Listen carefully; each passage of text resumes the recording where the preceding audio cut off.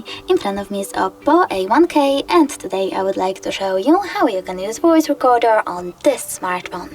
First of all, find Tools folder, tap on it and choose Recorder app. Now you need to select OK in this pop-up and tap on this red button to start your recording. You can pause it and unpause it using the same one.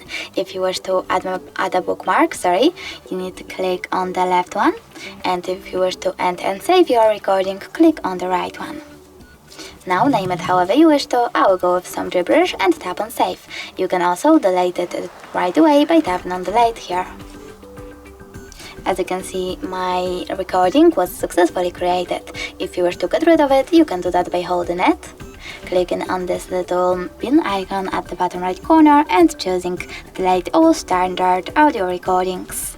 Thanks so much for watching. If you enjoyed this video, leave a like, comment and definitely subscribe. Bye!